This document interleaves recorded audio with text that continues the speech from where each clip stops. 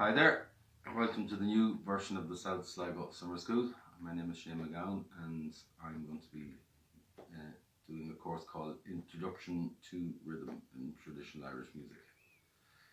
Now I'm going to start by doing the jig rhythm, which is a rhythm that a lot of people find difficult, including myself when I started playing guitar. Even though I was playing guitar for a few years, I did find it difficult. Until you kind of nail it, if you know what I mean.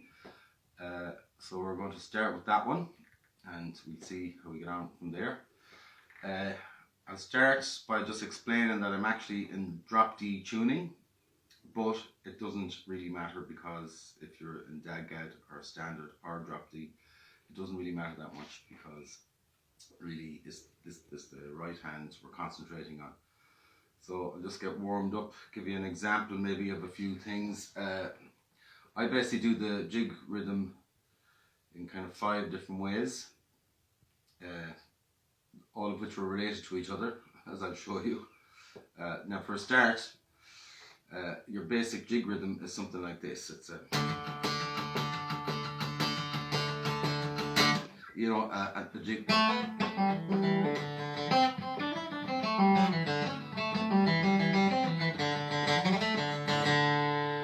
So that's a jig, probably played twice too quick as usual, but your basic jig rhythm is like rashers and sausages, rashers and sausages, rashers and sausages, rashers and sausages. It's great for kids, any kids that are listening to this. Rashers and sausages, rashers and sausages, it'll hold your head. And even adults that might be looking, laughing at me, it's still a great way to remember it. So if you think rashers and sausages, rashers and sausages, rashers and sausages, rashers and sausages, rashers and sausages, rashers and sausages,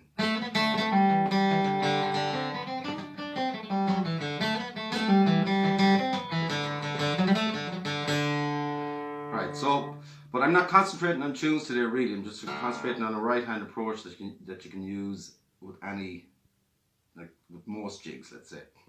So I'll show you the 3 or 4 or the 5 ways I kind of do it. I'm sure there's 100 different ways of doing it, but these are the 5 I kind of use. The first one is really, really simple. It's just literally the way you play any song at all. You just go.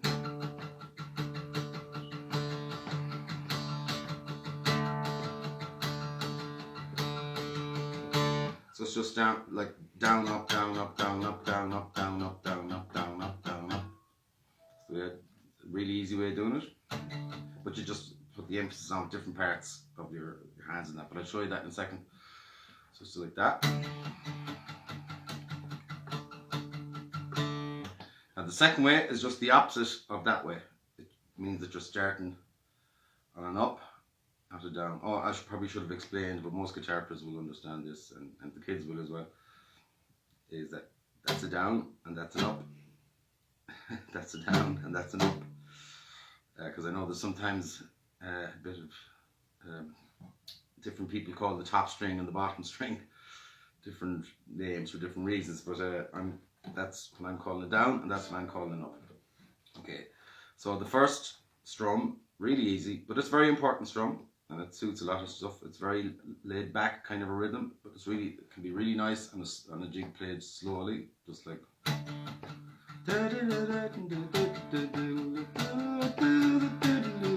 that kind of thing. Right? The next one I do is the opposite of that one. So I start on an up and then a down. I know it sounds like I'm doing the same thing, but it actually isn't. It's like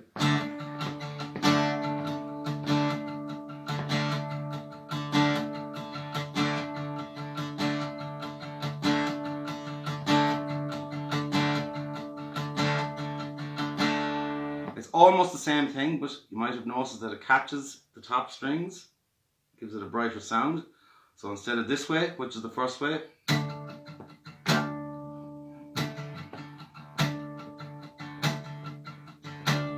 see, the first way catches the bass strings in a heavier way. The second way catches the top strings in a heavy way. So it's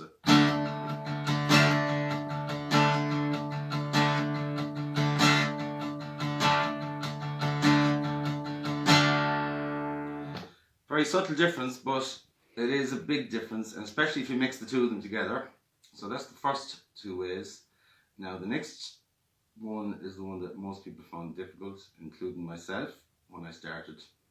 And I remember somebody, can't remember who it was now, but somebody showed, so a Dublin lad showed me. You know, I said, how do you do that? Those planks are kind of body band kind of rhythms. And I was kind of doing it, but I wasn't doing it right. And somebody showed me how to do it. So it's like.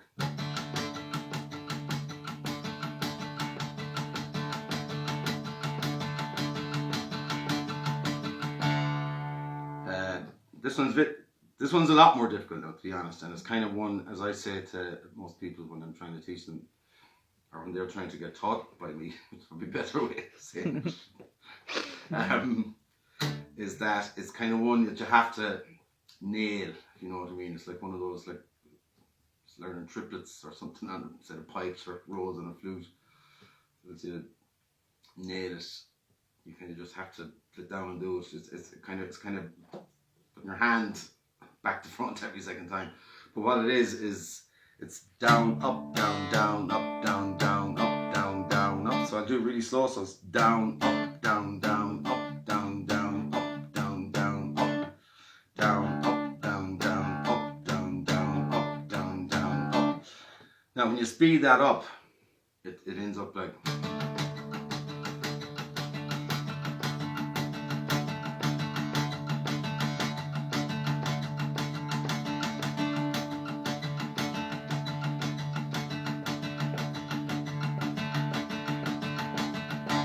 So yeah, it doesn't really come into its own until it's kind of played fast. Now I'm playing everything in D at the moment as well, just because we probably wouldn't have enough time to go into another key. But if you think of this tune by the Bothy Band.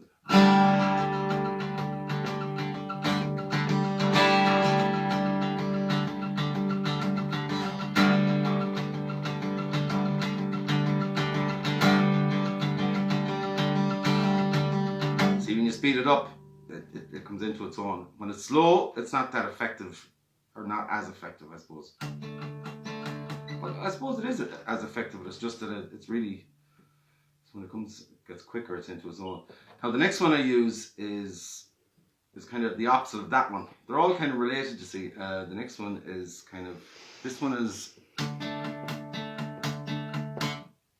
the next one is.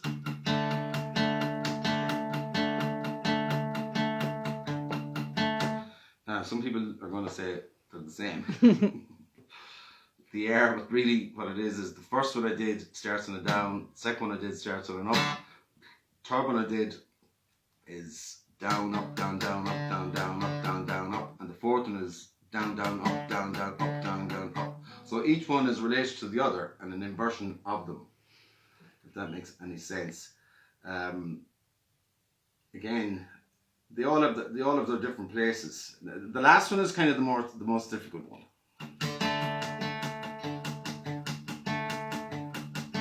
Yes.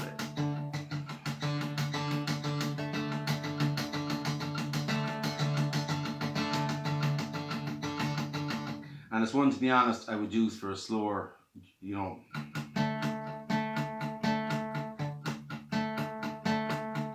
I'd use it for a more kind of a riff-based thing, which maybe we can get into tomorrow. That kind of thing.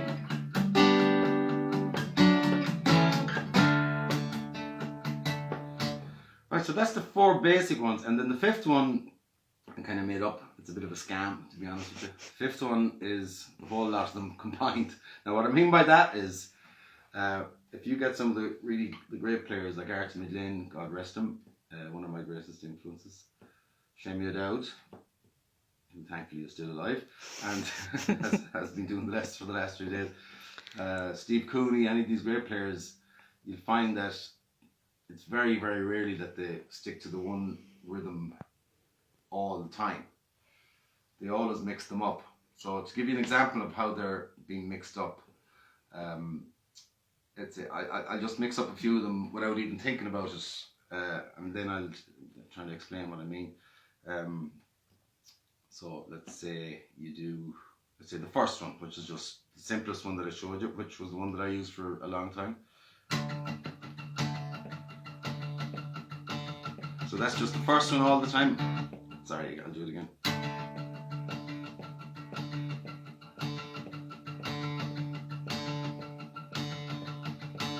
Now I'm going to combine that one and the third one. So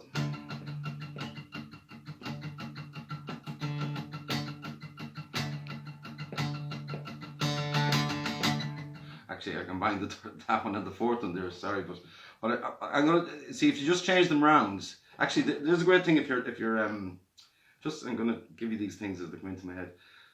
There's a great if you're practicing guitar. I used to find when I was learning, sometimes you're trying to concentrate on 4 different things at the same time and your head just gets bamboozled.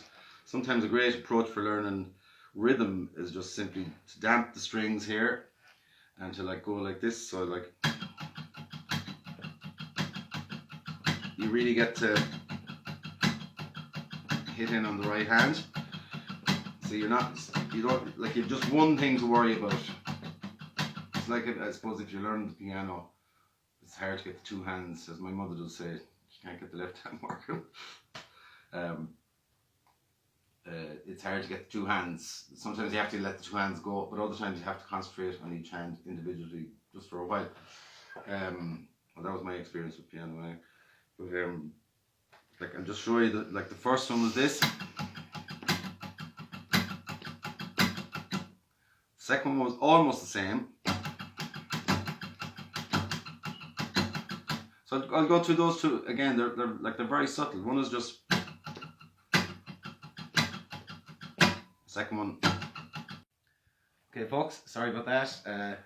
We had a bit of an internet glitch there, so thank you, Vodafone.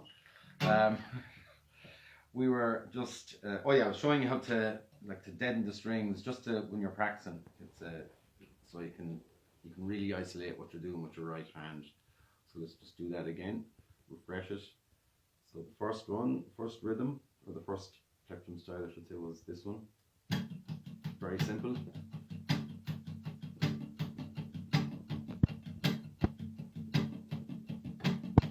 Second one was almost the same, but just starting on an upstroke, which is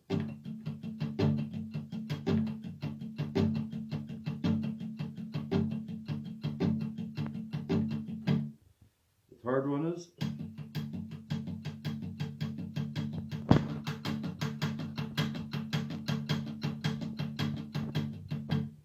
and the fourth one is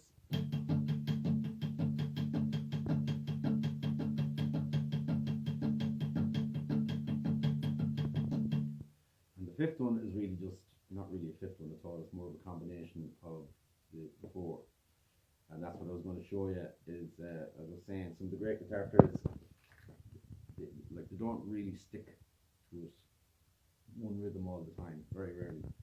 And just and the reason I was showing you how to isolate this is because you can really hear it when you learn the 4 rhythms. And by the way, there's probably another 100 rhythms, but these are the 4 I do.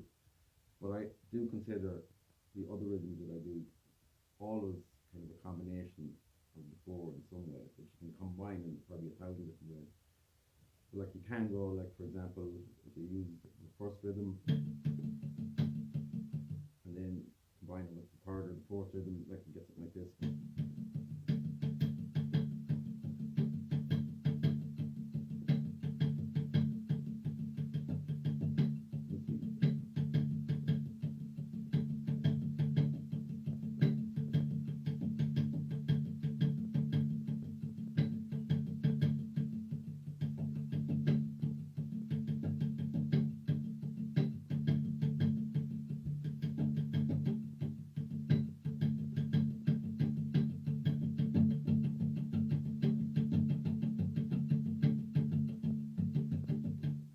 I suppose I think of your right hand kind of like a subtle power on. That's more or less the rhythm they use. Now there's another thing you can do with this hand. It doesn't matter whether you're playing, it doesn't matter what key you're in or what chord you're playing. It's just like a dampen thing that you do with this hand. So it's a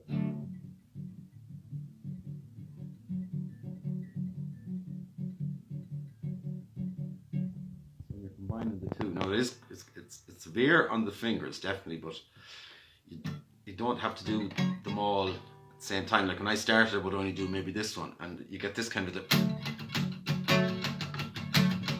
it's very subtle.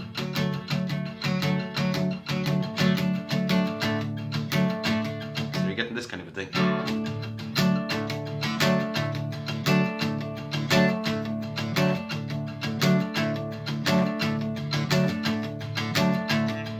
And then of course you can change this hand with it, so I can go like.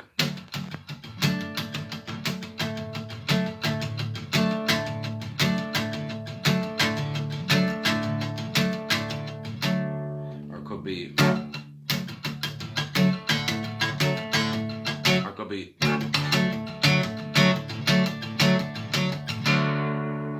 that kind of a thing, and then you can do it with all the strings with your hands get strong enough, I suppose, or accurate enough. Maybe might be the most correct term.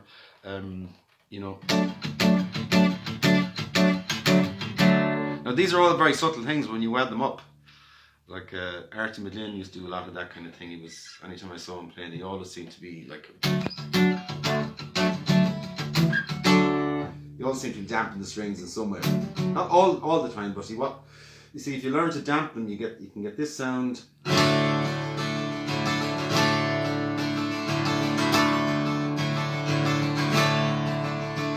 you can also get.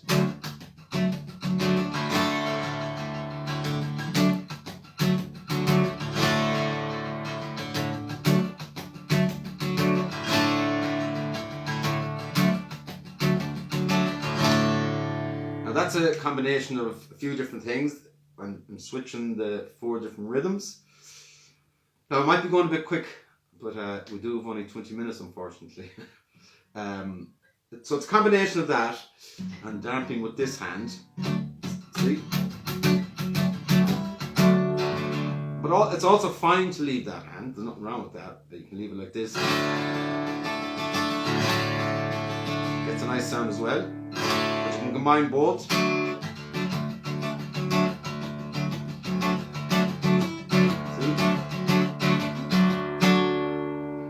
And again, don't be worried about the chords for today because it's more the rhythm. And then the other thing you can do, which adds another angle to it, is if you can learn to control your wrist. And again, I'm sure you maybe with a combination of.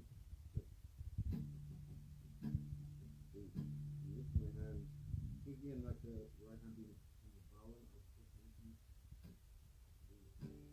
lift it, this hand,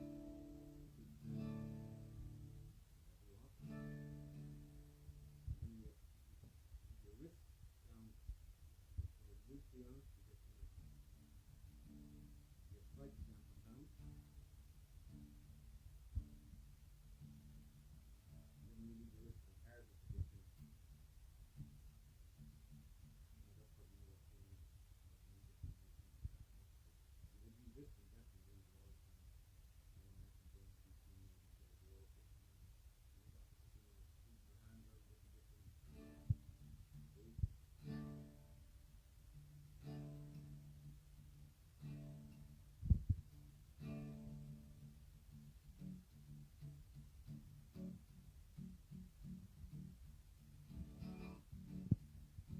Combination of 4 different things.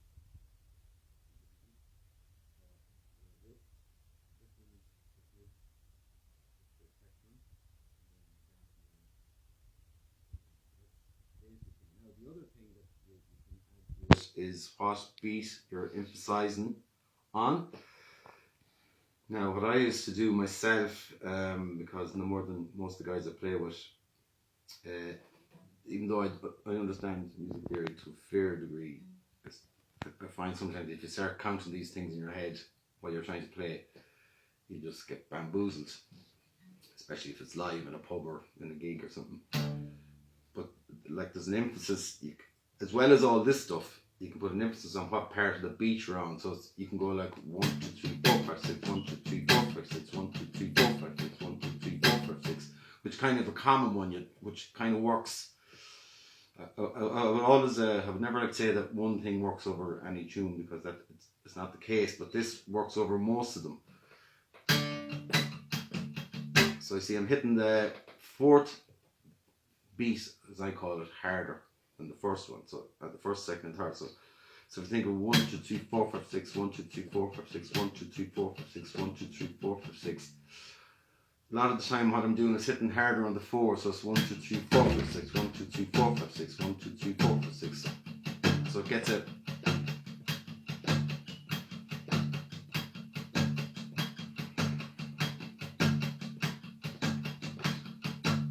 So you see that's hitting harder on the 4. We're out of time, are we? Oh, Jesus. I'll just do another minute. That's hitting harder on the 4. And then if you hit harder on the 4 and the 1, you get 1, 2, 3, 4, 5, 6, 1, 2, 3, 4, 5, 6, 1, 2, 3, 4, 5, 6, 1, 2, 3, 4, 5, 6, 1, 2, 3, 4, 5, 6, 1, 2, 3, 4, 5, 6, 1, 2, 3, 4, 5, 6. Just do another couple of seconds. And then I'm afraid we nearly have to go. What's the other? I'll tell you what, look, we continue where we left off tomorrow. Unfortunately, internet and time considerations are lifted down. So anyway, thank you very much, and talk to you tomorrow at the same time. Bye bye.